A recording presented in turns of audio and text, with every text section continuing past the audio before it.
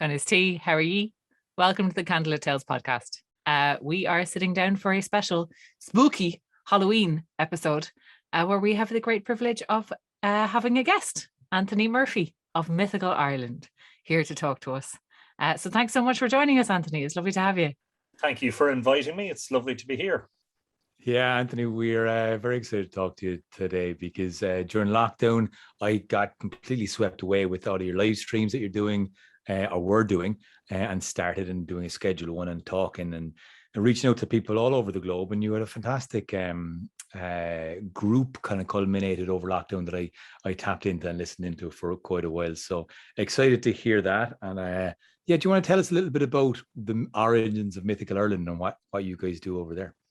Oh, yeah. Well, Mythical Ireland is really sort of a one-man organization, if such thing could even, I mean, that's a misnomer in itself.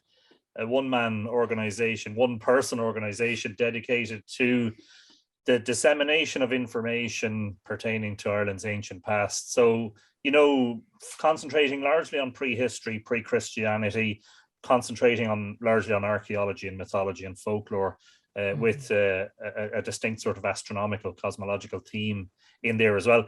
I had begun research with Richard Moore in 1999 for what would eventually become Island of the Setting Sun in 2006. But in the year 2000, I decided, the fledgling internet was there. And I decided to set up a website to share some of the information, some of the photography as a means of sort of getting that out there, because we knew that if we were going to do a book, it was a long way away. So in March, I think it was March the 16th, the day before St. Patrick's Day, in the year 2000, Mythical Ireland became a thing. Originally, it was hosted on, I don't know if you remember GeoCities. GeoCities was like a free, where you could build your own free website. So it was geocities.com / I think mythical_Ireland was where it started.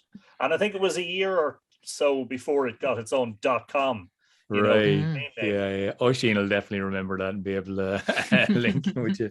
Well, in fairness, I've been always blown away by the photographs that you put up of the ancient sites, specifically like going up to Tara or when you're shots of Newgrange are beautiful. So did you primarily focus on images, or was it more the literature that you were always drawn towards? Well, to be honest, it was only after the website had been going for a while, maybe a year, maybe a little bit longer.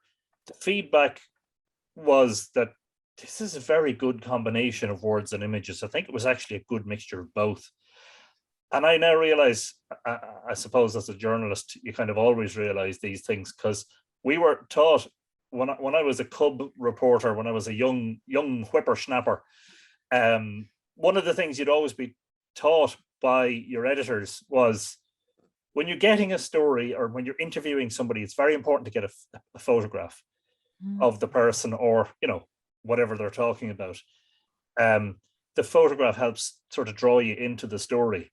So Mythical Ireland became this very visual thing that later was augmented by video content, and later again by, drone imagery and drone video footage.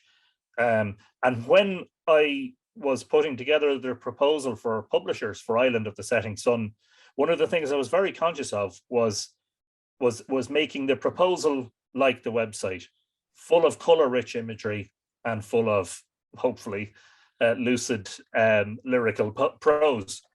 And one of the things that Liffey Press said to me when they read it was, if you can produce a book that looks and feels like this proposal, it'll do very well. And Island actually turned out to be the first full-color publication that Liffey Press ever published. So yeah, it was definitely, I hope that's a short enough answer for a question, but it was definitely a mixture of words and imagery. I think we'll probably talk about Dronehenge at some point, but the reason this Dronehenge story went all around the world was because it had images, these really fabulously stark images to show people what had been discovered. And I think without that, the story wouldn't have traveled, because people would have to, in their minds, try to picture what was there, Yeah, absolutely.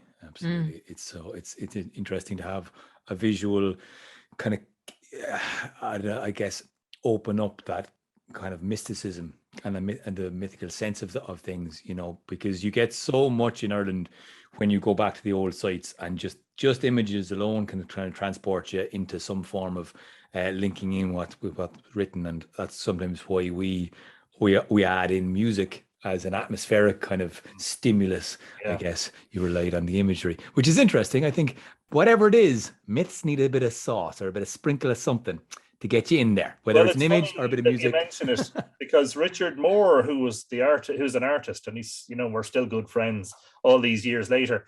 Richard was very unusual as an artist in that he would regularly be out painting at nighttime, and he would paint monuments at nighttime as well as streetscapes. And how he did this was, it was a very simple mechanism. He had a big jar with a big candle in it, and he lit the candle, and it was kept from the wind, you know, from blowing out, and it was enough to cast light on his easel to do what he was doing. And it was really, Richard sort of sparked my interest in what we call painting with light, you know. So I started taking photographs at twilight and at nighttime using torches and candles and all flashes, you know, all sorts of lighting sources to light monuments. And what was happening was that we were getting entirely new pictures, because this was the birth of the digital age. I mean, I only started using digital cameras in 2004.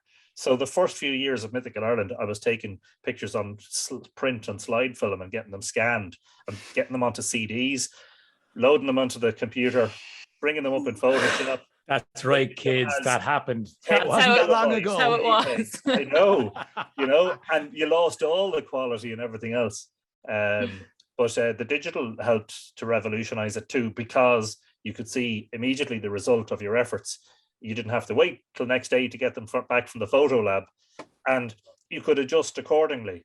And so you learn very quickly with the digital how to, oh yeah, that's good, but I need to light this side more. And you'd spend time making sure you got the right one. And I think those images, as you said, they sort of carried a sense of a mystical aspect of the sites. They brought this numismatic sort of appeal. You know, if you pulled up at Newgrange, well, Newgrange is lit, but not very well. If you pulled up at Douth at night, all you'd see is a dark, mound against the sky. But if you could use flashes and torches and light up the stones and the sycamore tree, you could suddenly create a very, very different type of image. And it really draws you in. And it really says to you, actually, I think, you know, this is a place of otherworld. And so we've demonstrated how, you know, with a little bit of imagination, this is how the monument can come across. And so if you extend that to the myths about the monuments, it has the same result, I think, you know. Well, I think that's a nice little segue into what we're here to talk about, which is kind of shining a light on the superstitions of the stories that we've just released this month in our Samhain stories, which is always funny for me because it's like the lead up to Samhain, as Gaeilge is November. So I'm like, we always do Samhain stories in October, but it's actually for next month. You know, it's always arseways, but listen. But switching it back around, not to be arseways and to get the front on backwards and the backwards on front. We're talking about the little man first. And this is, again, a story that has become kind of wildly globally recognized. Kind of. Sarah, could you want to tell us a little bit about where you got the sources of the little man and what it alludes to? Yeah, well, the two stories that I told in this series, actually, I both got them out of this book, which happens to be beside me, which I actually didn't plan. I never do this. It's the Book of Fairy and Folk Tales of Ireland, compiled by W.B. Yeats. And I think we've mentioned Yeats on the podcast before, and I have a little bit of a relationship with Yeats and his work and him as a person. I'm not his biggest fan, but I did dip into we don't need to get into it. I did dip into this particular book of folk and fairy tales because there's a lot of them. He's got a lot of kind of borderline offensive dialect retellings of, you know, sightings of the Banshee by, you know, peasants who are speaking in this real stage Irish brogue, which is terrible. Sorry, I said I wasn't going to get into it. Tell us how you really think. I mean, I just fundamentally think he was a man who had a romanticized ideal of the peasantry and really didn't like poor people. And I have a problem with that. Nutshell. So that's actually pretty concise. Fairness. Thank you. I haven't been thinking about it at all for the last couple of weeks while I've been reading his fucking books. So this one, because when myself and Aaron were talking about this, we had the Changeling story. We knew we wanted to do the Changeling story that he did this series.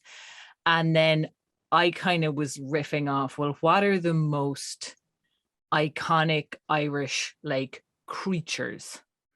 And the things that popped into my head immediately were leprechauns and banshees, especially in terms of ones that we haven't talked about on our podcast before. Sure.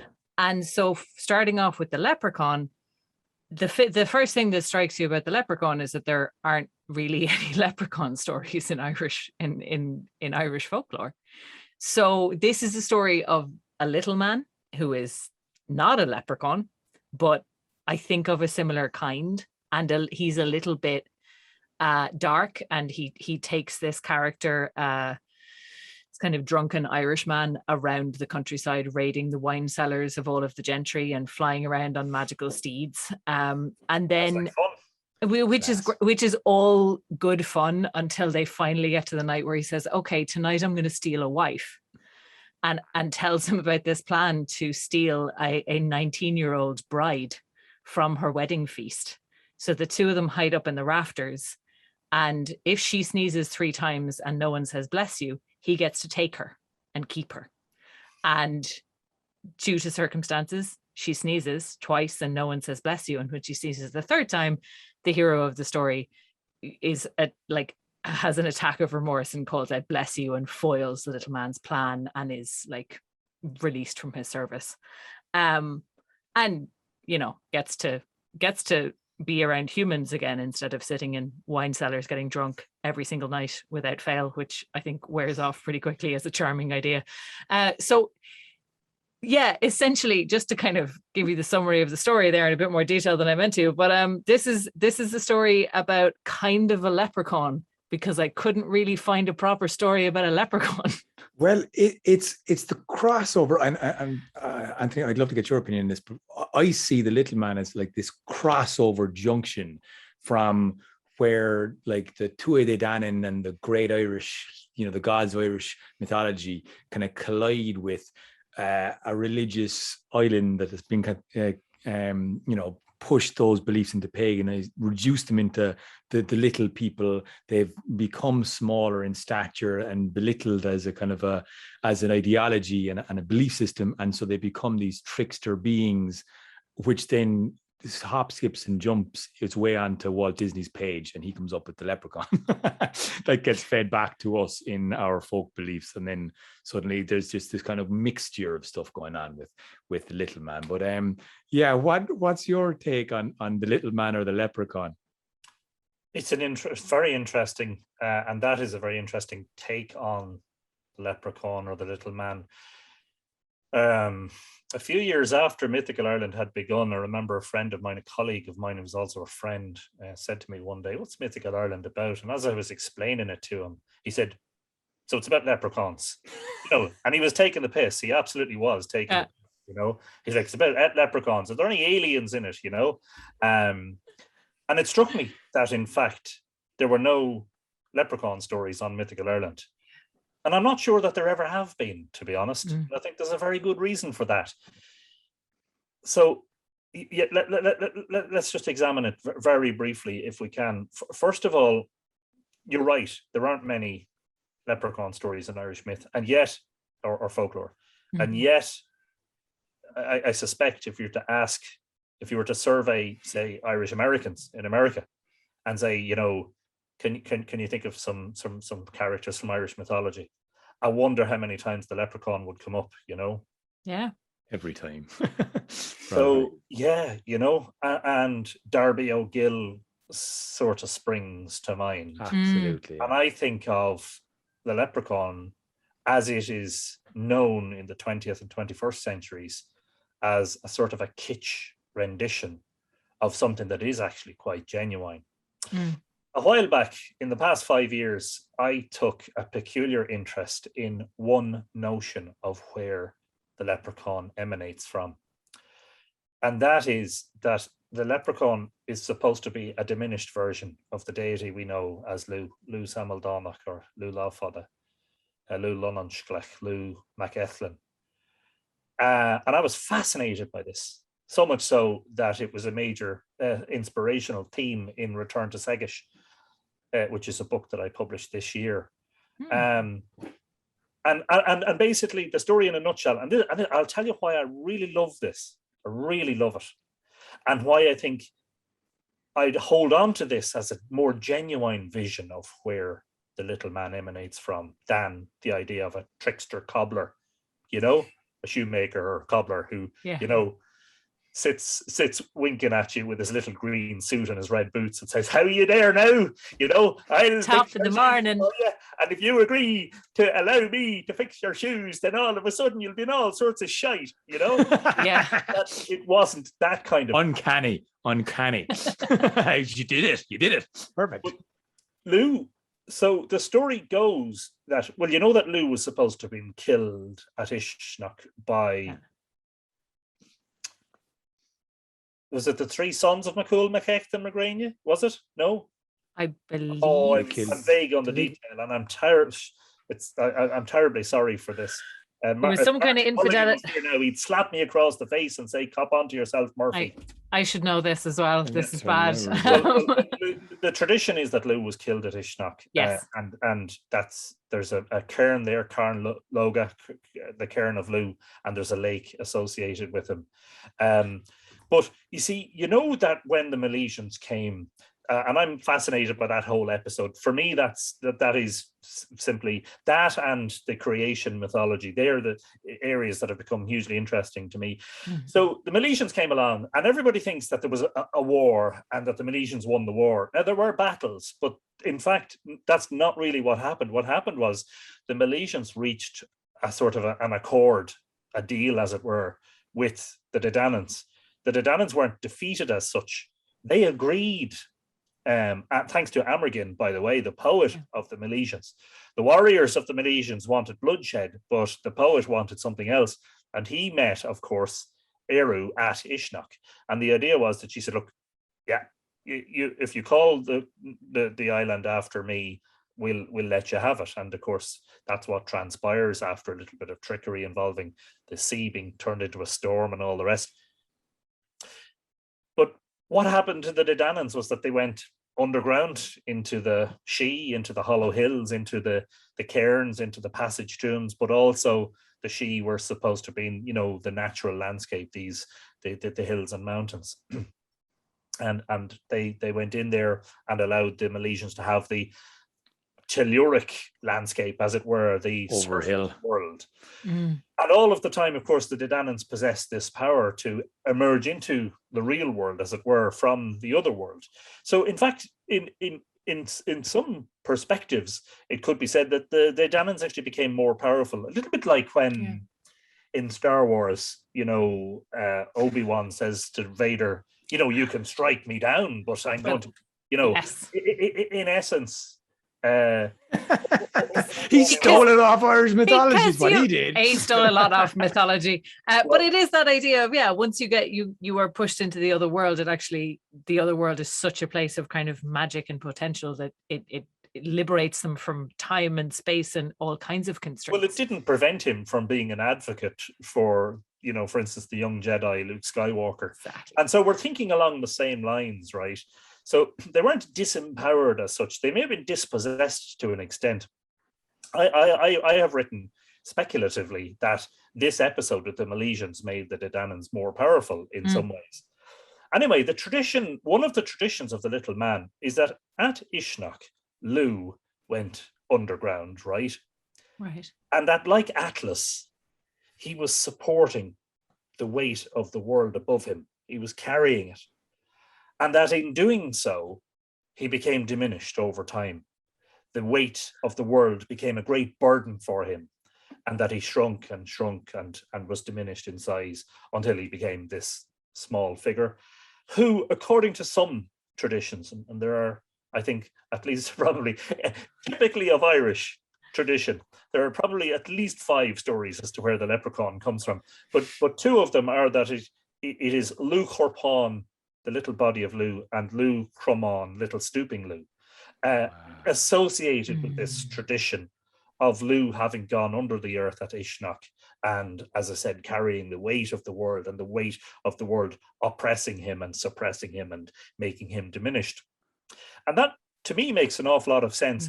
But it parallels also something, Aaron, that you said there a while back, which was that you can view the little people, the good folk, we know them in different guises.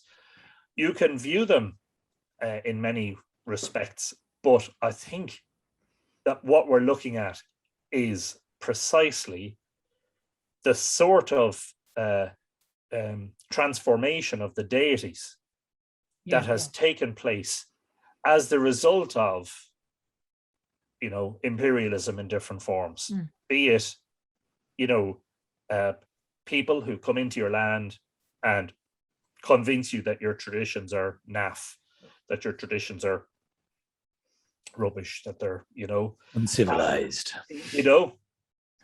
rude, or the religious institutions, which initially were, for long, still are, as far as I'm concerned, foreign to these lands. That when Christianity arrived, for a long time, I think John Kerry has written about this, several scholars have written about how Christianity confronted and dealt with the issue of the Dedannans. What did it do? It at times tried to say that they were demons, that they were fallen angels, that they were demons, that they were humans who had genealogies just like the rest of us and who lived and died mortal lives. And eventually it must have been realized that the very best thing that could be done in terms of the Tuatha Dé Danann was to stop talking about them, because because their hold was so strong, their hold on the imagination was so strong, and they, the case. I always remember a line from the Dancing of Lunacy, the Brian Friel play, where one of the women in the kitchen, in space again, just like the beliefs in the town, and I don't be listening. That's that superstition, that awful Irish paganism, and like, and it was just because one of the daughters wanted to go out to the Samhain festival, and like, it was again quite in the culture of putting it down as something that was silly and old and superstitious and dangerous and needed to be pushed away. And I love that idea of Lou being diminished kind of physically, because I've always had it as kind of a metaphysical like reduction of like they were just kind of turned into something that you need to be afraid of and belittled, but like actually that the weight of the upper world kind of crushing his body down is fascinating. It's an incredible image, but it's also, I think it's one of the things that's really interesting to me is like the way that size works throughout Irish folklore and mythology. Because like when you have characters like Oiche coming back from Tirnanog, or any of those wanderers who get lost and come back from pre-Christian Ireland to Christian Ireland, one of the things they all say is how small everybody is. That's one of the consistent things, is they're like, why is everybody so tiny? And everyone reacts to them like they're giants. And like in the conversations of Oisin and Patrick, he talks about like, I've seen blackbirds as big as your cows, and I've seen, berries as big as your churns of butter. And he proves himself right to Patrick that this is all not an exaggeration, that things used to be bigger and grander.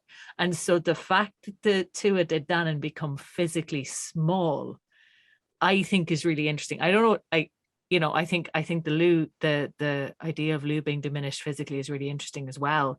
But just in terms of like, I think it probably says a lot about the storyteller who's talking as well, whether they are bringing you giant Fianna or tiny little fairies of the other world. Because I think they're kind of, it says something about the teller's orientation to the other world. Like, is it a place of larger than life beings, or is it a place of like diminished kind of amoral little creatures? It kind of makes sense in my head. Like if you're in the 1700s and your country's awash with the different languages, and you're looking at this hill and you're saying, oh, I hear there's great banquet halls inside that. They must be like, to physically fit them in there, to kind of almost make, well, they must be tiny. And then that, like, looking around the shadows, and like I have a little black cat here on the cork, and she move, and she's like, a leaf will move out in the garden and you can't see her, like, because she just disappear, and like nearly think there's something there that isn't necessary, or a little thing stirring, and just your imagination it's not too fast till you start believing that there is a small little creature that maybe I'm spending too much time on. There's it's kind of easier to account for smallness in the unseen, but then there's different kind of places that it takes. Well, I think that one of the things that imperialism does is it makes you small, it puts you down, it makes you small, and it makes, obviously, he tries to do likewise to your traditions. It makes your traditions small. And if they're small, they turn into sort of, they're a caricature of what I think imperialism turned them into, which is, they're still troublesome, they're irksome, but they're irksome as much to the oppressor, as it were, as they are to the peasantry. This notion that you could be whisked away, that if you see them dancing in the nighttime, I'm talking about the fairies in particular, not necessarily the little man, but more generally, that if you saw them dancing, or if you were to encounter them, especially at nighttime, around a ring fort or a rath or something, that very much the lesson seems to have been stay away, don't interfere with them, and it's almost like that was perhaps the church's way of dealing with things, was to say stay away from them, stay away from them, like a sort of prohibition, and then what you get with prohibition, and I'm talking specifically about the prohibition in the States, what you get is nobody is to touch or have any alcohol. Well, then you get all sorts of shebeens and moonshine, manufacturing little places, springing up all over the place. Flourishes in the shadows. I would probably, I don't have enough research to back this claim up, but I suspect that throughout the Middle Ages, for instance, the peasantry had a dual belief system. They had a dual religion. On the one hand, they were practicing Christians and they went to mass and all the rest, and on the other hand, they believed in the little people, or they still held on to that belief in the Deities. It's just that over time the Deities became diminished into the little people, Yeah, and that's what's so fascinating about these superstitions. They clung on for a very long time, and in a lot of ways you can say they're probably still in some way attached, but as a third party. And you mentioned the Americans there, so we have obviously the oppressed, kind of whether they're peasantry or Irish, the potential whatever from the English, and then you have a third perspective on what's going on, the stories that are coming to America, and an illustration comes out about these stories from, whether they were handed, however they got delivered to Disney, and you get these little people. Not just Disney. I mean, I think it was probably part of, I think Walt Disney, I could be wrong on this, but I think Walt Disney did draw the leprechaun first, and he was the creator. That's what I found in my little look. He came up with the very first actual leprechaun. So the leprechaun itself is this image that has been Americanized of our stories that were kind of repressed and then fed back to us in this weird little loop. So, well, it's a weird little loop, but it's also kind of, it's just in terms of like that dual religion thing. I think it's also, that's very characteristic of a colonized peoples, to have that kind of cognitive dissonance of holding two contradictory things in the mind at the same time. Like, that's a kind of a documented phenomenon of, like, people have that sort of splitting of self where you have both, like, you are able to hold contradictions. And I think that's a lot of what's going on with the superstition and the religiosity of it. But this is, I think, probably good point to move on to I the was just second gonna one of the say, stories, because because the danger of the fairies, they were so dangerous. And I think it's interesting that the church eventually settled on, okay, stop talking about them theologically, but also stay away from them because they're dangerous.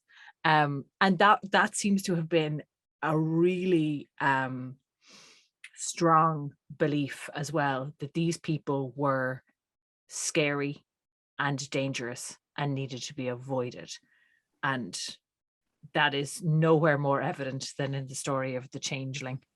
And I guess like it, the folk tales, those beautiful books. I can't remember which one it was now, but I remember a few years ago going through this and finding like evidence of court cases in the 1800s of people who've been brought up on court for manslaughter, for hacking the arms and legs off babies, for drowning babies, for leaving babies out in forests and people finding them afterwards.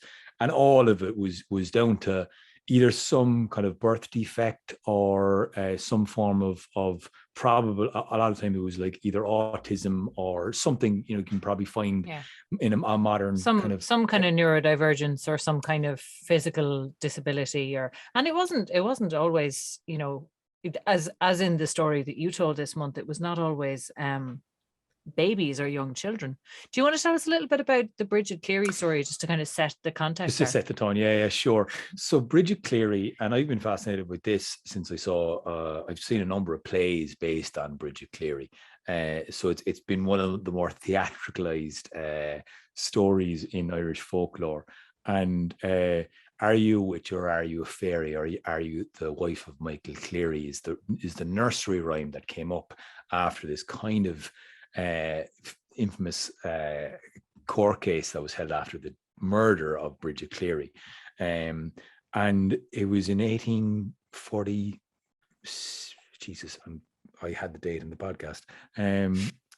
Possibly 46, but that might have been a different date. Anyway, check the podcast for the actual date. Put it in the description below.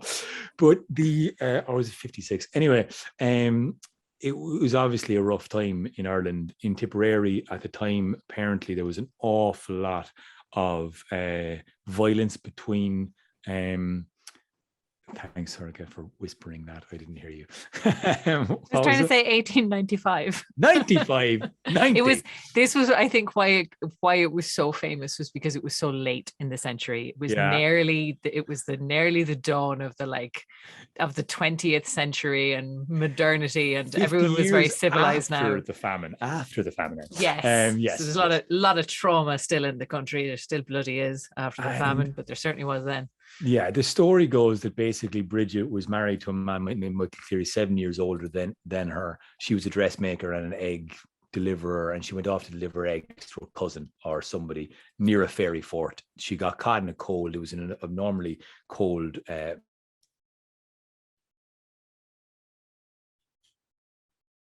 he froze. He froze for me. March, and then she came. We're back. Okay. Oh dear. Sorry. Do you want to try that? Do you want to start that again? I think you just froze for a second, but okay, hopefully this won't be too annoying and listen back. So the story goes, she went out to deliver eggs and she got caught out in cold weather by the fairy fort, and then came back, went to bed, and her husband decided she was changeling. At that point, she didn't return at all from the fairy fort. She'd been stolen, and one of the unwanted fairies took her place. And this was the myth that went around. A guy called Gainey, either Dennis or John Gainey, depending on the source, told Michael Cleary and filled his head, I'd say. And then he was talking to everybody around the locale and either convincing them, or they were kind of drumming all of themselves up, and they all got into it in hysteria, basically, about she was definitely a fairy. He then accused her, poured all sorts of potions over her, and force-fed her a potion and concoction. And eventually, when she didn't 3 times say her name, that she was Bridget Cleary, the wife of Michael Cleary, she said it twice, and she took 2 bites of brown bread with jam on it, but not 3. He took that as proof that she was in fact a fairy. poured lamp oil over her and set her light and killed her in the kitchen. And I think that the harrowing thing about that story is that his belief seems to have been quite genuine. Like he thought that he was getting his wife back. And that was what the trial found as well, was that this was manslaughter rather than murder. And, you know, he believed that his wife had been taken and that these steps that he was taking were going to get her back, which is a different kind of horrifying. I mean, it's what happened to her is absolutely horrifying, but I think what happened to him and to the community as well when they got so into this belief and got so fixated on this idea is it's horror of a different type. And it went all over the world. Like newspapers in America picked it up, in Argentina, like all over Europe they were talking about, because it was lauded as the last witch burning in our out of Ireland. Everyone, oh, magic, she was burned, witch, because that was what had been happening in mainland Europe, but not really in Ireland, because the belief system slightly different. But then it got taken up as that. So the idea of the changeling being taken and stolen away and replaced by one of their unwanted fairies was obviously evident enough in the culture, and it just lasted and lingered up until the turn of the 19th or 20th century. So like it was crazily close to modernity, I suppose, and a time where the English were attempting to see themselves as civilized and hoping that the Irish would be some way close behind. But it was taken as proof then that they were actually a whole bunch of savages, and it kind of lashed down on it then. Home rule was like a live question at that point, wasn't it? Like that was a kind of, you know, the relaxing of power over Ireland as a colony was up for debate, and this was very much taken as proof of like, no, we can't let them govern themselves. They're absolutely fucking mad, because they burned a woman. They're savages. But talk to us a bit, Anthony, about changelings. Well, there are a few themes here, I think, that need unpacking. Sure. First of all, I would say, without having done extensive research, I would be very curious to find out, and of course it's probably an impossible task at this remove, I would love to be able to find out what effect the presence of the British and the presence of the Catholic Church had on the growth of superstition. And what aspect of it was a genuine sort of holdover or carryover from pre-Christian tradition. So that is the first thing I would say, is that you kind of get the impression that the malevolence of the folk, the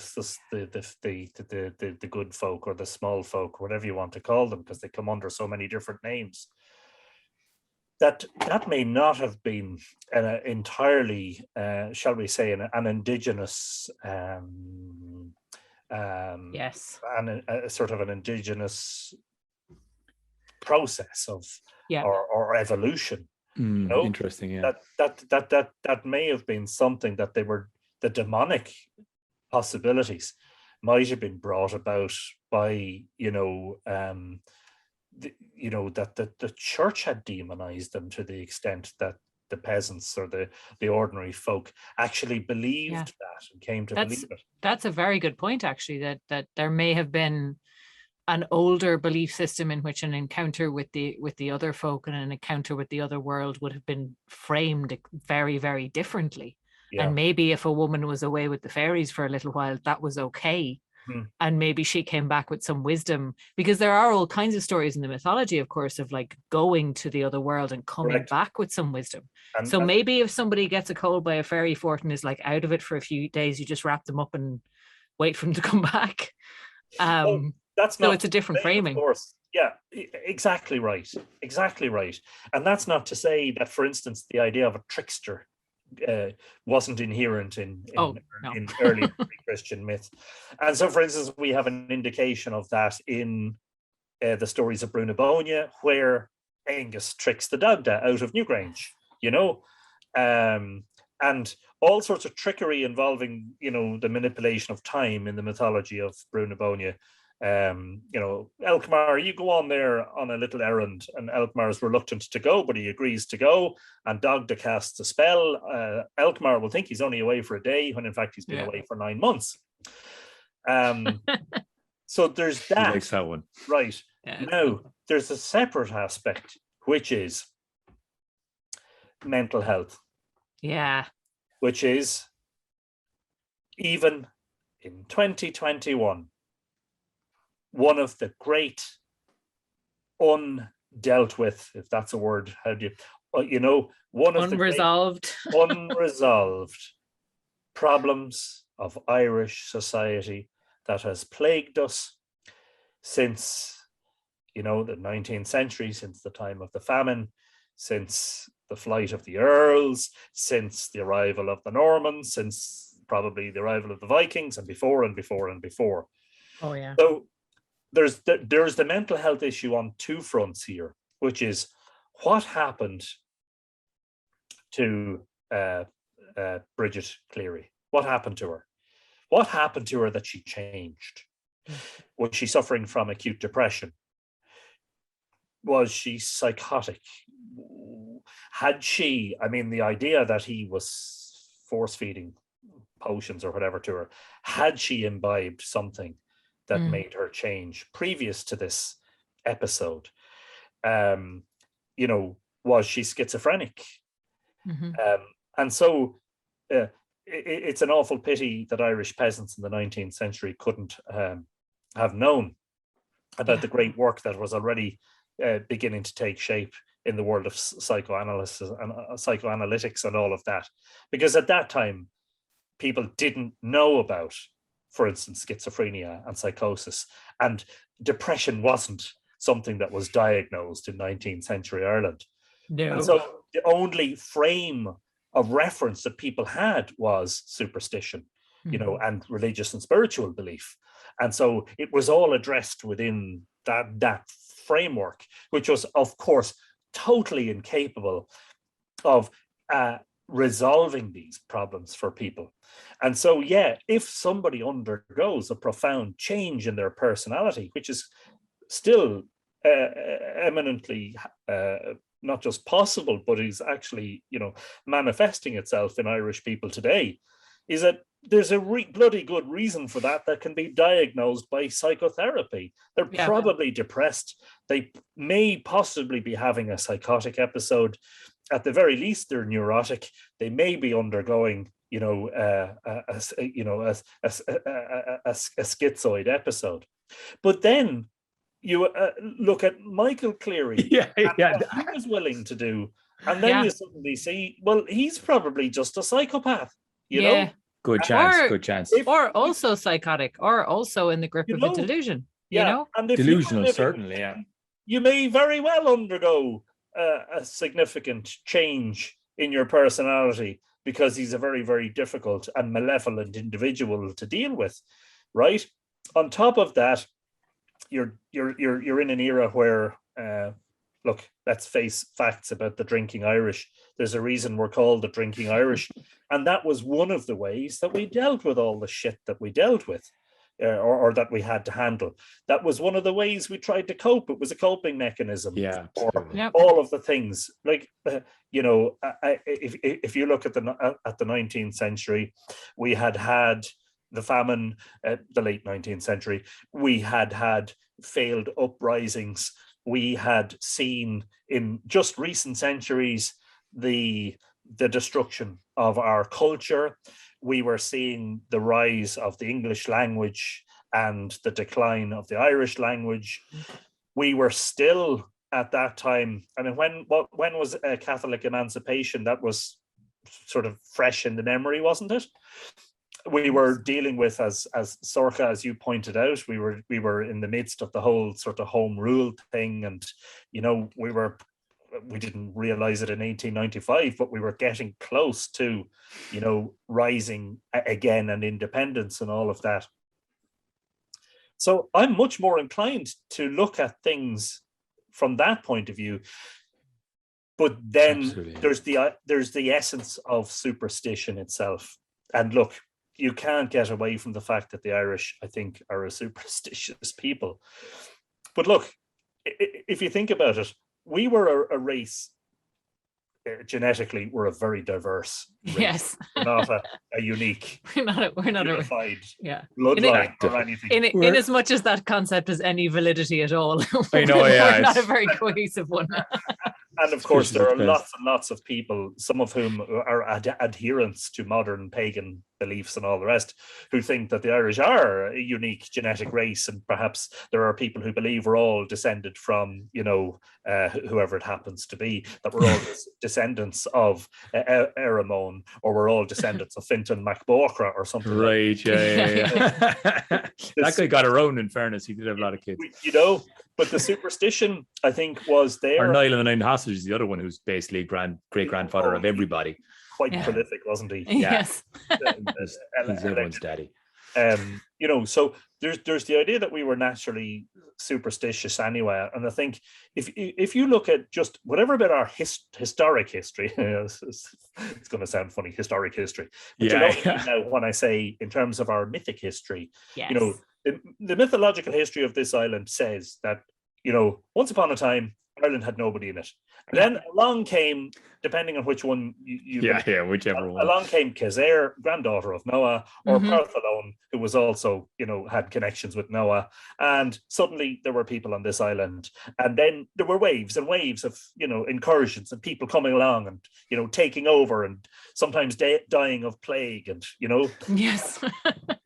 That was a good trope, yeah. Actually, I believe that the critical moment in all of this is the one that I was talking about initially, which is the horizon between the Milesians and the Dedanans. And I think that's where a lot of the superstition arises from. It's like the Dedanans are going to go away now, but in fact, they're not going away. They're going into the She, and they're able to come out again, and they're able to very much interfere in the affairs of this world. In fact, after the Milesians had taken over, there was an episode in which the Dedanans were causing their corn, their crops to fail, and causing all sorts of chaos with the weather.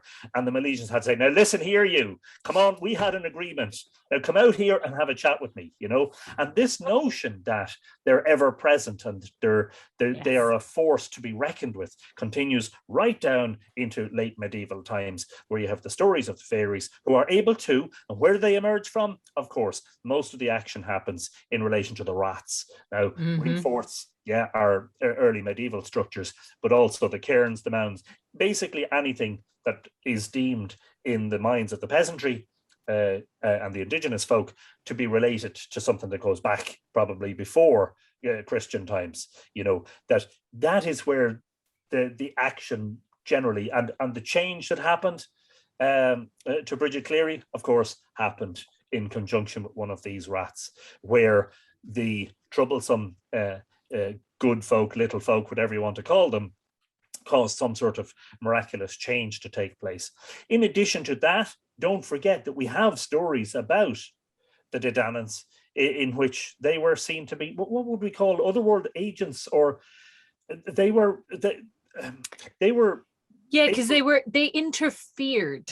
I think they were mediators, weren't they? Mediators between worlds, maybe, is a good word. That's a good word. A good word too, probably. So it's a bit loaded. It's the story of Angus, Ashlinga Angusil, and Angus meets this dream maiden who's a changeling. She's a swan one year, and she's a human the next, and she beguiles him to such an extent that he wastes away in love sickness and has to find her. When he finds her, she's in the shape of a swan. He must take the shape of a swan to have her love. He does so. They fly back to Brunabonia and forevermore. The story doesn't actually have a conclusion, but we could add in and happily ever. But you do, you get their influence is felt, and like there's stories like the story of Conor Moore, the High King, who's like descended of the bird people who are somehow related to the other world, and it's never made quite clear. But there's all these kind of gasa, and the forces of the other world starts turning on him when he breaks the gasa, and fairy fires start erupting on the hills, and like all of this shrieking in the air. So there's this idea of like the imminence of the other world, and that it is there as a like it's a presence. It's a presence in all of the stories in a way that I think is really interesting. And then you also get, you get tricksters like Manannán MacLear, or in the Fianna story of the hospitality of Cuna's house, this guy Cuna, who will like bring people into the other world to show them a bunch of allegories and then send them back saying, this is what all of those allegories meant. Congratulations, you are wise. Which always cracks me up, because it's always just, here's some really wild stuff, and then they'll be like, this means this and that means that, and now you know everything. It sounds a little bit like the New Testament, you know. Yeah. I always say Jesus was very effective because he spoke in parables, which were effectively mythological metaphors. You know, he knew the language of the day. The best way to get through to people historically has been to tell them stories, you know. Absolutely. Chop a tree and watch it fall and burn your man's whatever. Have you ever read the Bible, Aaron? Do the thing until thou not do it unto the other. Not even close. Don't not do it to the other, but do it to yourself first. Until you do it. Stop trying to make up. Closer there. To someone else's wife. Matthew chapter 7 begins with, judge not that thou be not judged, for with there you go. what judgment ye judge, ye shall be judged, and with what measure ye meet, it shall be measured back unto you. You don't not the mote that is in thine brother's eye, and there is a beam hanging out of your own eye. First remove the beam from. That's exactly what I said. You were only encouraging Aaron on his new series, Fake Bible Quotes with Aaron Hegarty, which I'm sure will be cropping up any time now. Thou shalt always kill. No, that was definitely one. No, stop it. Stop it. Actually, folks, there's a very serious one here, which is, what is the first commandment? And a lot of people who are not religious will say, thou shalt not kill. It is not. The first commandment is, first, I am the Lord your God, you shall not have strange gods before me. Before me. And you see, this is exactly what the problem is. The problem is that in Christianity, you shall not have your Tua de Danann deities over me. Which is the punishment, you know. Which is there are all sorts of punishments lined out. You know, the lake of fire being the most serious one. But I mean, if you're penitent, then you have to sit in a cold church on a pew and recite the same prayer over dozens of times, and that's somehow going to release you from this bondage, you know. And of course, that was the big innovation of Christianity in some ways, was that there was that commandment, because prior to that, all of the religions that arose out of that region of the world were perfectly fine with you having other gods. You could believe in God and you believed in other gods. You believed in Yahweh, you believed in Baal, it was all good. Whereas this was the first religion that said, actually, no, if you believe in me, you don't believe in anybody else. And you have to throw out your Tua de Danann, and you have to throw out all of the others. One of the things that I liked about, and I didn't read much about it, but Hinduism was, I got the notion that Hinduism, so say in India, there wasn't any, at any time, apparently there wasn't a specific overgod. An ul-ahar, like ul-ahar, is Dagda. One that you identify, he's the supremo, right? And everyone else is beneath him or her, right? Yeah. In Hinduism, it was like, choose your own god, you know? There's different people will worship different gods, and we'll put them in a different order. The reason that is wonderfully conducive to good mental health is because we all identify with archetypes, you know? Yes. It's like, what is the archetype that sings to you the most? And that is the deity to whom, now, in some cases that can be malevolent, of course, because the deities aren't always good, you know. Kali. But it is about Crumb as an example. Crumb is a good example of the dark one. But I think that's a very true. And if the only archetype that you are allowing divinity is the kind of father, leader, king, that's very destructive for anybody who doesn't identify with that archetype. And I think, like, going back to what you said about like the mental health aspect of this story, of how the connotations of whether Bridget Cleary was having an episode or whether Michael Cleary was having an episode, and there was evidence of him actually accusing her of being a fairy apparently before this incident, you know. So it was in his mind, say, like, she was probably, the way I kind of looked at it was like, maybe she's bipolar or something. She had like episodes of down, you know, like, or whatever, and he decided to jump on this. But the content, gaslighting her, which doesn't help. Completely. That doesn't make people less unstable. No, of course not. So like, with that aspect, But imagine the cognitive dissonance, like, and the difficulty you would have with trying to believe in one supreme power while all of this superstition was so heavily and so abundant and so viscerally there. And so much of your daily life was kind of interwoven with the hills, the landscape, the hawthorn tree, the thing that you were told, the worry about going in and spending too much time in the field. And there must have been a severe pressure on people's mental capacity at that stage. Oh, I think so. Stay sane and alive in Ireland at that stage. And apparently there was an awful lot of violence between couples in Tipperary specifically at that time. And there was, like, whether it was women beating up their husbands or stabbing them or killing them or vice versa. So there was just a prevalence of a lot of... Sure, they were like, you talk about the unresolved trauma. If you look at the timeline of that, all of the adults in Tipperary were raised by famine survivors. Yeah. Like, that's 40 years after Black 45. Yeah. That's... Yeah. That's heavy. Like, memory. Yeah. You're not going to have a good childhood if your parents survived that's, sorry to be blanket statements here, but like that's a hell of a, like, that's an incredible legacy. And as you were saying, Anthony, people mostly coped with it by drinking, and use that as the coping mechanism because it was the one they had. Well, and there's another fascinating aspect here, and I think this is unacknowledged, right? I hope this isn't going to completely blow the mind, but why is it in late medieval Ireland?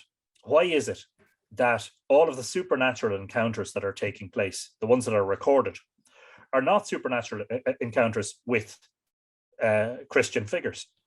Why is it that people are encountering the fairies, the good people, the trickster deities, etc., the leprechaun, whatever you want to call it? Why are people not encountering St. Patrick and St. Columkill and St. Bridget and the figure of Jesus? Why aren't people coming away from their midnight sojourns in the countryside, in which, let's be honest, they may have been drunk or they may have been under the influence of some other substances, and coming back and reporting, encounters with imminent figures from the religion that they're supposed to be believing in? Why are they coming back with something pertaining to the exact antithesis to that? And I think that itself tells a story as well. Absolutely. But I also think it's the thing that is suppressed. The thing that we do not articulate is the thing that has the biggest hold over us. And when you have a big, when it is acceptable to talk about Jesus and Mary and Bridget and Columkill, that's all fine. You can talk about that as much as you want to, but that doesn't have a hold over you in the same way that something forbidden does. When you are tripping off your head on, whether it's wheat that went moldy and got a bit of ergot in it, or whether it's like you got a fun mushroom mixed in with the other mushrooms, whatever substance is influencing you, what you are going to be confronted with is the thing that you don't acknowledge, is the thing that you don't talk about. Because that's what comes up. That's what always comes up, is the thing that you are spending all the energy trying to not think about. And I think there's so much, and I also think that there's so much of, like, the fairies are so imaginatively powerful because they are so uncontrollable and so unpredictable. And I think that really speaks to people who don't have a sense of control over their life. And, like, Christianity has a certain logic to it of, like, if you have a bad time but you're a good person, you get to go to heaven and you have jam forever and it's all great. And if you are a bad person and you do bad things, you get to go to hell and you burn in a lake of fire. And also, by the way, don't worry about the people who are being horrible to you in this life, because they will get theirs in the next life. So you don't actually have to revolt. You just sit there and be a good little peasant and don't do anything, and everything will be okay in the end. And that does not, I think, speak to most people's experience of life, because life is not fair and life is not just. And if there is a God, he is asleep at the wheel, who is supposed to be ordering this, and so I think the idea of these, like, creatures with this incredible degree of, like, reality warping power who can come upon you, and, like, they're not always nasty. As much as, a lot of the stories have them being unpredictable and violent, they might just take you and go on the piss. They might cure you of your disease. They might, you might have a whole night dancing. You might learn you might become the best musician in the world because you learned their tunes. Yeah. Or they might fuck you up top to bottom and inside and out, and you will never recover. And the justice to that is zero. It is entirely random. And I just think for me, there's more truth to that worldview of like, beware the forces of the other world. You can maybe invoke them. You can maybe try to negotiate with them, but like, it's big. It's bigger than you. Well, and you don't know what's going to happen. There's a perfect little link on to the last story we're talking about now, because oh god, we've got a whole other story. Well, we got one last one. This is fascinating, by the way. Might have to be a double episode, but anyway, it's fine. It'll be coming out on Samhain Eve, so it's a special, Yes. But I think like what we're talking about here is like your intrinsic, unconscious connection to something that is greater than you, the unknown.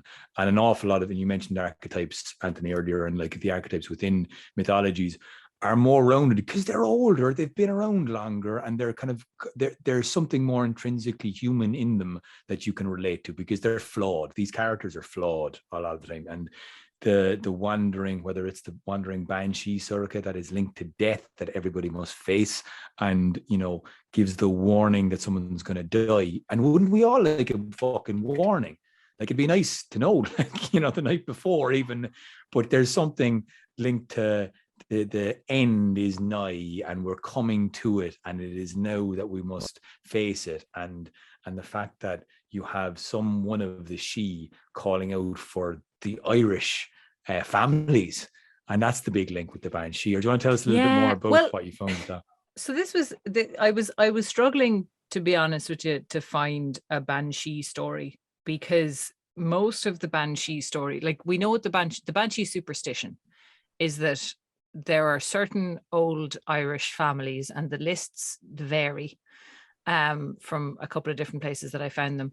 But certain of the old Irish families, like the O'Neills, for example, the old Irish earls, and the Banshee keens for one of them before they die. So obviously there's all kinds of traditions to do with the keening and the queena and all of this kind of stuff. But it's a little bit hard to tell a story about, because most Banshee stories are, oh my God, I saw a Banshee. This is what she looked like. And then somebody died. And that's kind of it. And it's sort of not a very interesting story. Like, some of the descriptions are quite cool, but as a sort of a narrative for a story, I found a lot of them were a little bit lacking. So I found a one in the Yeats book that I ended up retooling quite extensively, which is called McCarthy's Banshee. Because the McCarthy family, while they don't always appear on the list of the families that the Banshee sings for, they're supposed to have their own Banshee, who is sometimes called Cleana. You like that, Aaron?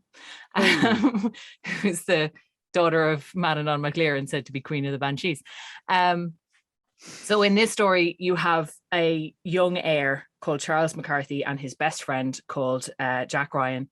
And they're two rakes in their youth. They come into their inheritances early, and they, run amok, drinking and gambling and seducing women. And McCarthy then has a fever, and it almost dies, but doesn't, but comes back to life, sharing a vision of a judge who told him that he had 3 years to turn it around.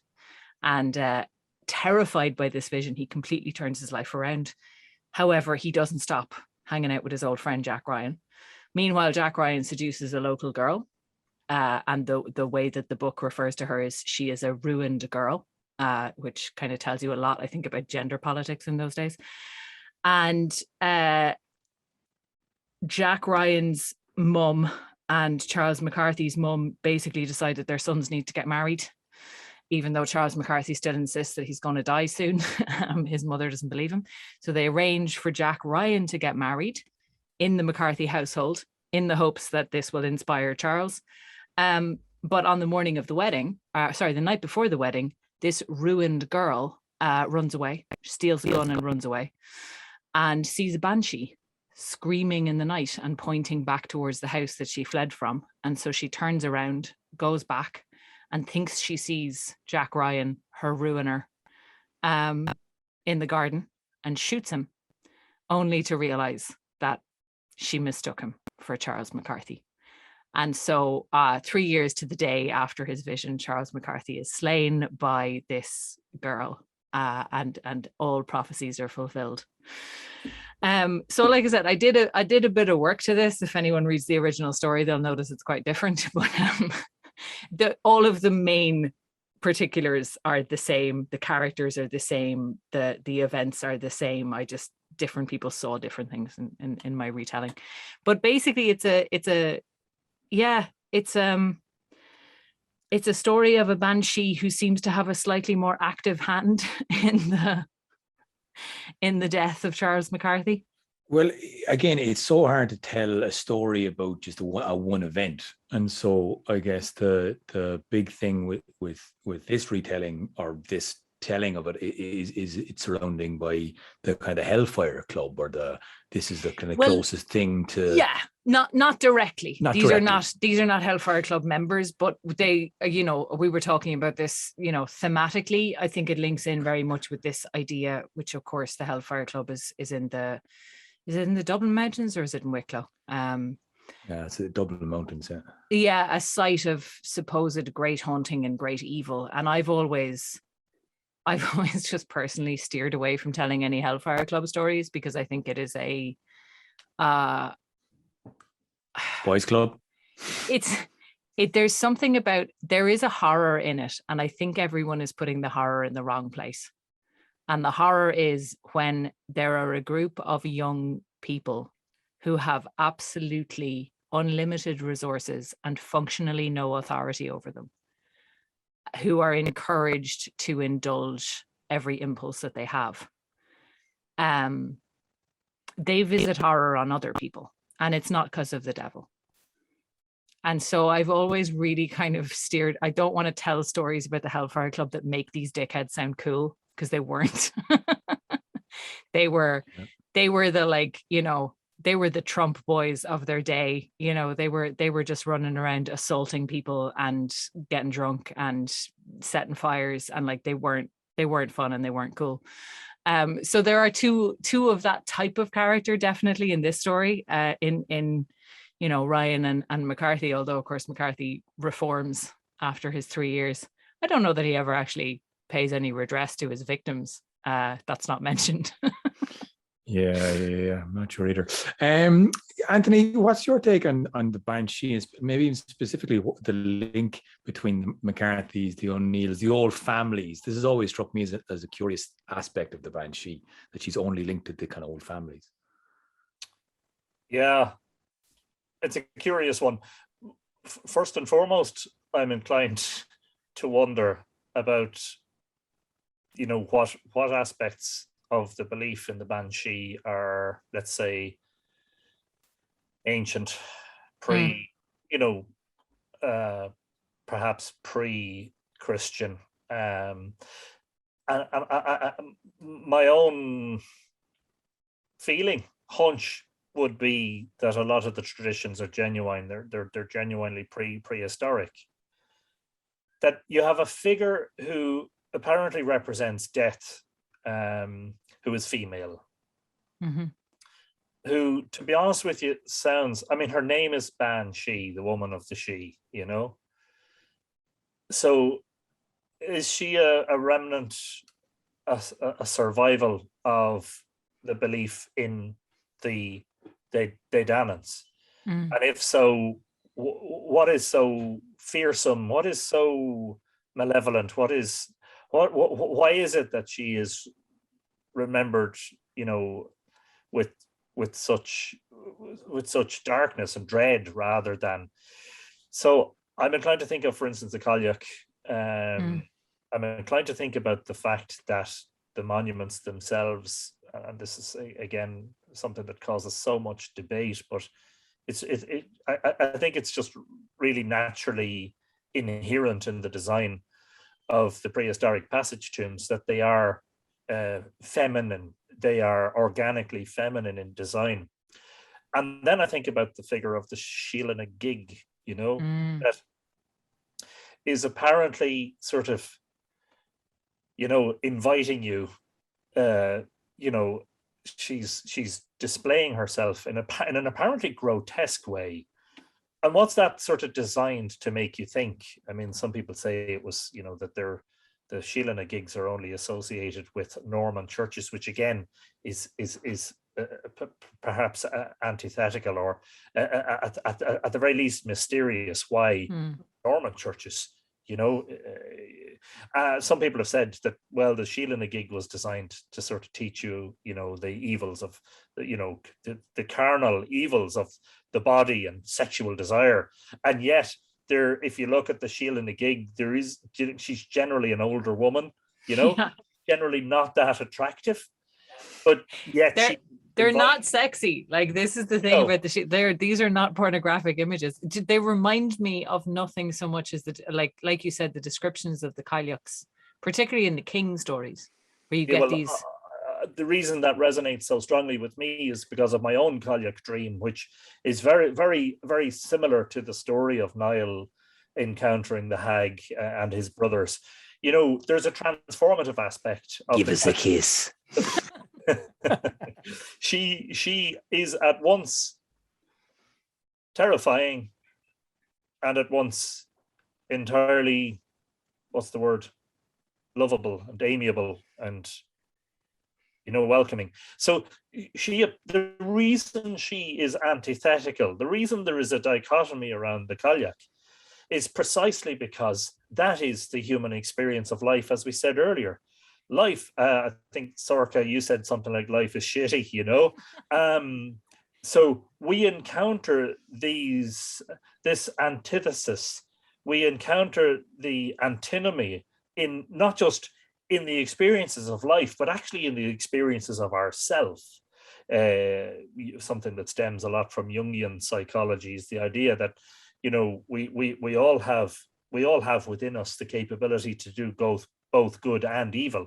We all have within us that capricious nature that comes across as the jealous and angry God of the Old Testament, that comes across that trickster deity, that comes across as that fairy who, could be your friend, but could be your worst enemy. The Banshee is the one that's designed to sort of bring you back to, perhaps she is the psychopomp. She is the one who is to bring you across the threshold. Now, if you talk to people who have had near-death experiences, I happen to know 4 people who've had near-death experiences and have related them to me. But if you look at Colm Keane's work, Colm Keane is an Irish journalist who's written several publications about the near-death experience. I think Going Home is one of them. Many people's experiences are the same. They die, and these are people who die literally and come back to life. They're people who are resuscitated after having a heart attack or a bang on the head, or if they've been in a traffic accident and been brought to the hospital and been brought back, or they've been on the operating table, they've died for a while and they've come back again. Many of them report the same experiences. Initially traveling through a void or a tunnel or a darkness, heading towards a brilliant light, and experiencing in that light a being that they can't describe, a being that is generally full of this overpowering love and absolutely is non-judgmental. Many of them have what you might call a life review. They are made to look back at all of the things they said and did, those that were beneficent and those that were hurtful. There is no judgment upon them when they do this, and this is all so fairly. These are huge experiences, because the people who have there are people who have distressing near-death experiences as well, which is too much for us to deal with in this episode. But the people who have near-death experiences like this, who come back to life, come back with a very, very different view, both of their own lives and their own sort of interactions with people, and specifically with their own deaths. All their fear of death is removed. So why is it that in Irish tradition in particular, but in so many traditions, that there is this sort of worrisome, terrifying aspect, which is we can't handle our own mortality. And what we do then is we invent, or we not wholly invent. This figure of the Banshee isn't a complete invention, but we corrupt something that's there. We synthesize something that's there, and we make it principally terrifying. Yeah. Because that's the aspect that talks to us, I suppose, most about the fears around our own mortality. And yet, if you think about the figure that is closest to the Banshee in terms of older, let's say what appears to be pre-Christian, and that is the Cailleach. The imagery of the Cailleach is, yes, she is the goddess of winter, but also when you embrace her, she's the goddess of spring and summer and fecundity and growth and good harvest and all the rest. And of course, sovereignty, principally. So the only thing that I can't really address is why the Banshee in particular seems to target these families, except for that if you think in the same way as we were talking earlier on about, why is it that the fairies, which are probably a late survival of the Dedannans, why are they so troublesome? Why is it that they're more likely to be malevolent than beneficent? Could we think in the same lines that somehow there's a distortion here that has taken place? Is that, the familial lines, which were something that was something to be boastful of and something to be proud of. If you were an Inale, it's likely that you had a contrived genealogy and mythology that was written down in the books of the Middle Ages that elevated you, that something special. Why would it be that you were haunted by a spectre, that was going to sort of reach out in advance of your death? I had a thought there, and it's connected to what you were saying about the Cailleach as the symbol of sovereignty. Were they haunted because they failed to be the kings? Were they haunted because they, in the period where we were colonized by Britain, they didn't embrace the Cailleach and they didn't become the kings? Because they're kind of the old royalty. So I wonder, is this a kind of a specter of their potential that was wasted?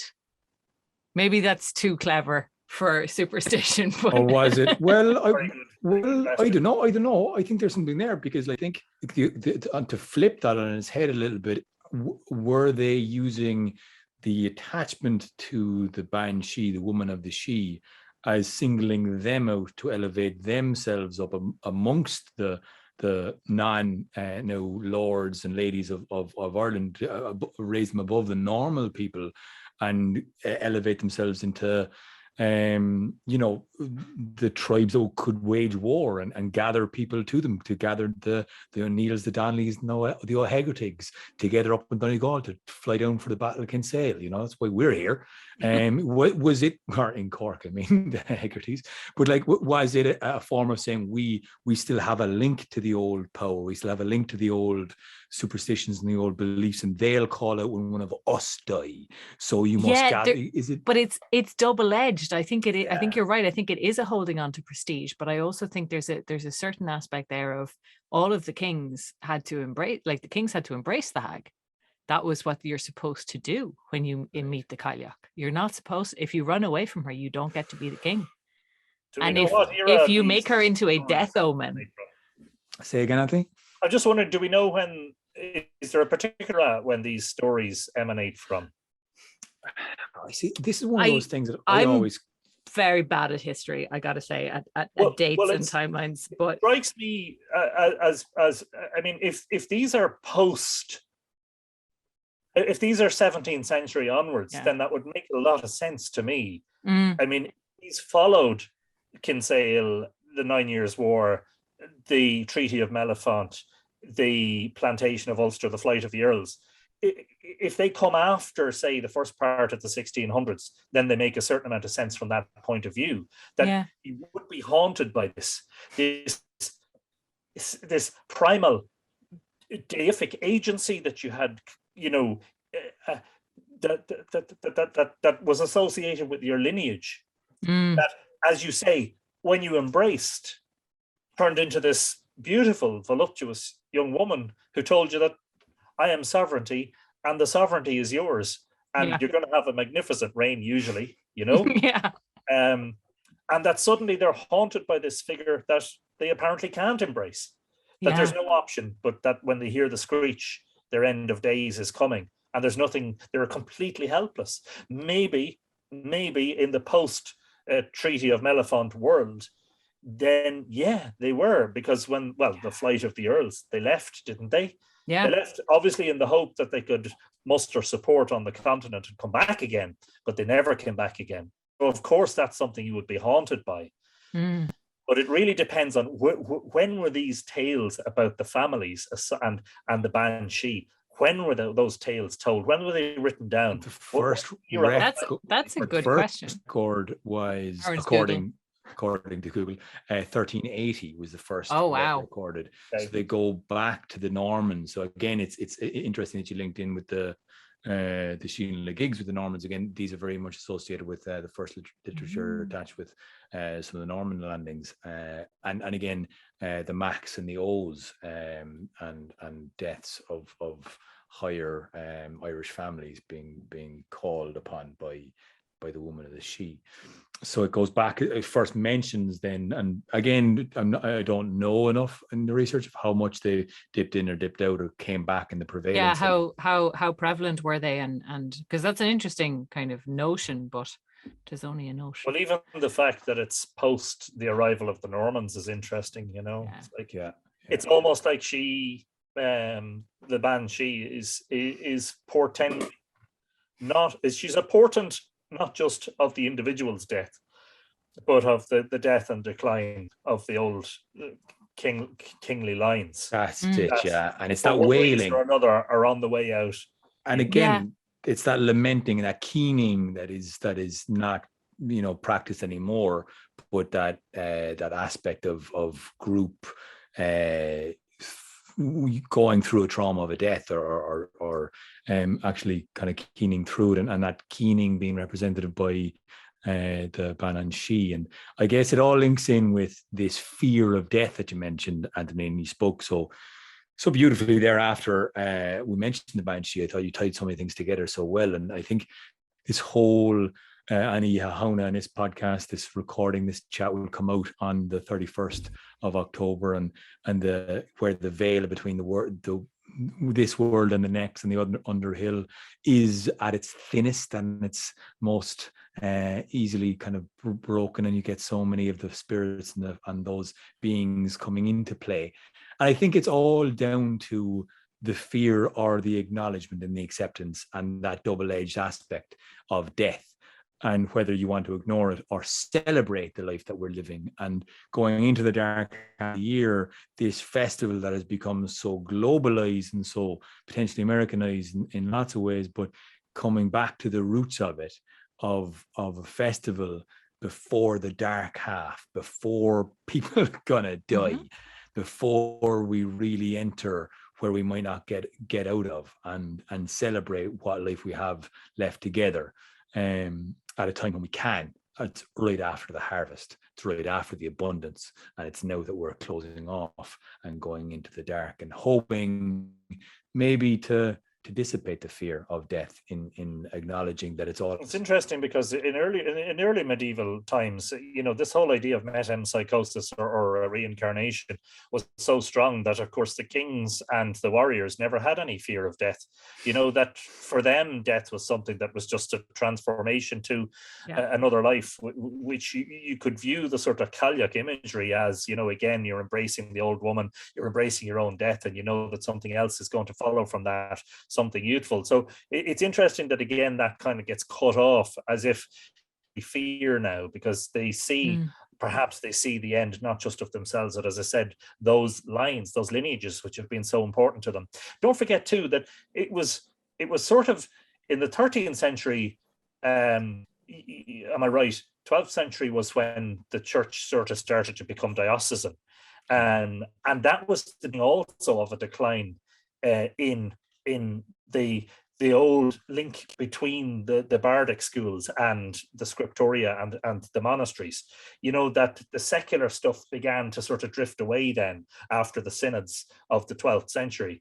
So again, everything really starts. I mean, the Vikings weren't such a problem, because eventually what happened with the Vikings was, of course, they were subsumed into Irish life. We actually eventually got on with them, something that's not always acknowledged. There's a greater prevalence of Viking DNA in the modern population than we perhaps have previously acknowledged. And Waterford, Wexford, Longford, all those fjords, fjords. all those towns.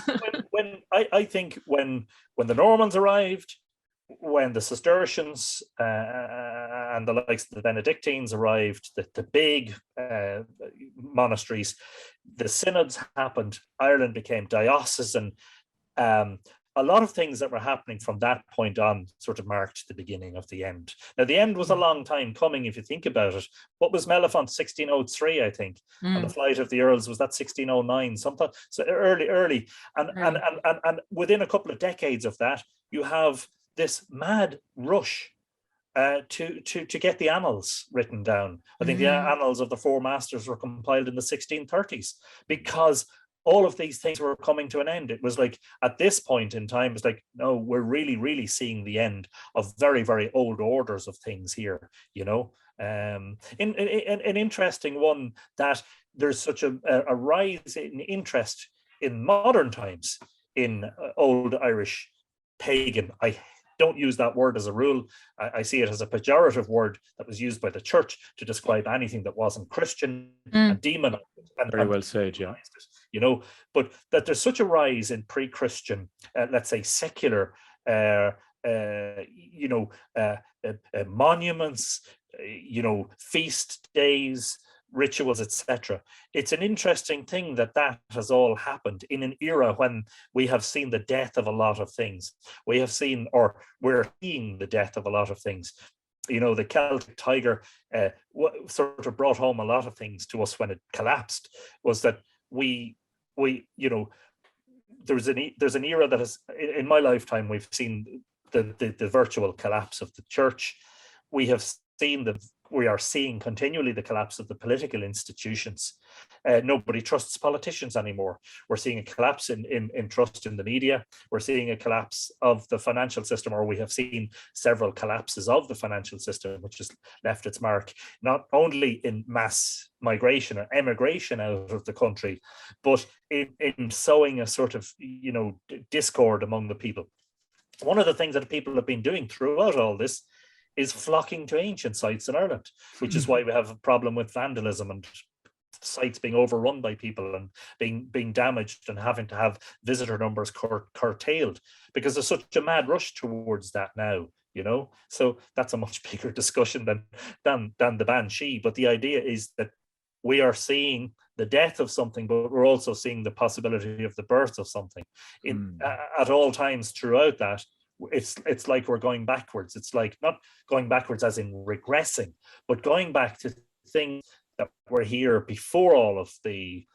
I consider the Roman Church to have been one of the forces of imperialism in Ireland. So, absolutely, 100%. You have to go back to before the 5th century. You have to go back before St. Patrick. And just in case anybody thought that was a dream period, don't forget that in early medieval Ireland, there was internecine warfare between the provincial kings and chiefs. I point that one out all the time. Like the romanticization of that time is... We always got to be careful with that. But I think you do, before we're wrapping this up now beautifully, but I think like it is important to look back, and that's the old trump with history, is like look back to know where you've come from so you can know where you're going.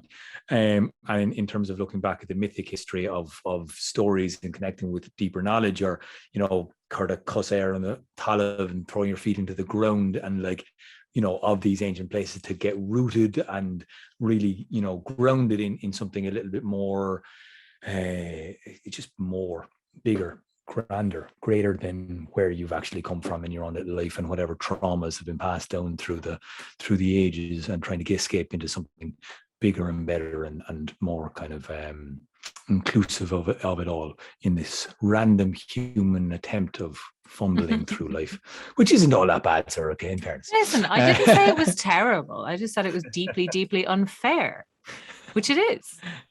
But listen, Anthony, thanks a million for taking the time, spending your Saturday morning with us. This will be coming out to you on Halloween, where we will be at Puka Festival in Drogheda. A helicopter has decided to hover over my house for about the last 10 minutes. Wow. So I apologize for the noise. I don't know how much of that is coming through, but it's certainly annoying me. So listen, thank you so much for joining us. Well, hopefully we'll have more conversations in the future. We'd love to do this again. Absolutely. Anthony. Oh, Aaron went absolutely grey. It would appear the little folk are interfering because you've got helicopters and he's gone blank.